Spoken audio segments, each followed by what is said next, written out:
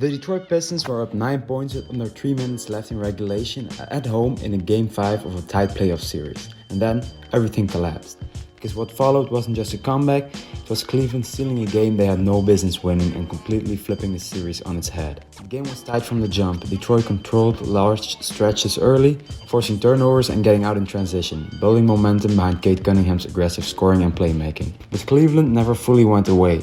Every Pistons run got answered, mostly by James Harden, who kept the Cavs afloat with shot creation and foul pressure, together with Donovan Mitchell, who stabilized possessions when things got chaotic. By the fourth quarter, Detroit looked in control, until the final minutes completely unraveled. Cleveland closed its regulation on a late surge, erased the deficit and forced overtime.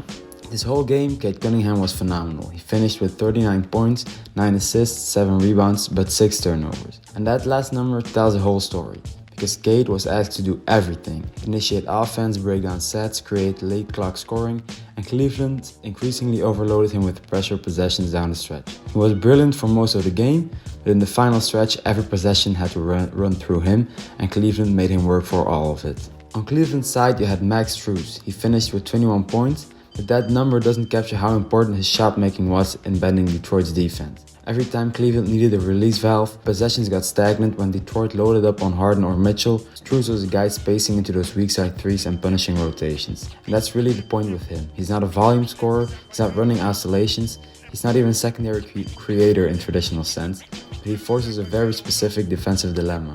You can't help off him or give him clean open threes. And in games this tight, that changes everything.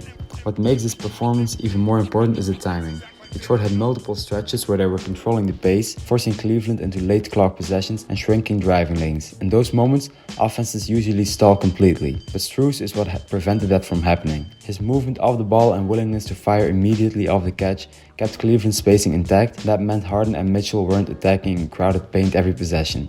They actually had room to operate, and defensively he held his own well enough for Cleveland to stay in their switching coverages without constantly breaking structure. This is a version of Strus playoff teams quietly rely on. Not flashy, not dominant, but stabilizing. The kind of player who doesn't always win you the game, but absolutely keeps you alive through stretches where everything else breaks down. And in a one-possession overtime playoff game like this, that matters just as much as anything else that happens. Especially his late-game steal on Cade Cunningham was crucial. James Harden led all Cavaliers with 30 points, controlling the tempo and getting to his spots when the offense stalled. Donovan Mitchell added 21, but his impact wasn't just scoring, it was keeping Detroit's defense honest in late clock situations. The key difference: Cleveland didn't panic when they were down late. Detroit did. Once overtime started, the momentum was already gone for Detroit. Cleveland played with structure, got cleaner looks, and leaned into experience. Detroit's offense, which had been functional all game, started to stagnate under pressure, and the Cavs capitalized possession by possession. By the final buzzer, Cleveland walked out with a 117-113 overtime win and a 3-2 series lead. Cleveland just took Game 5 on the road, and now they're one win away from the conference finals. In the final stretch, it wasn't just Harden or Strus making winning plays.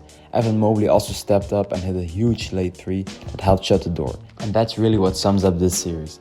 Detroit has Cade playing at an elite level, but Cleveland keeps finding different ways to survive these moments.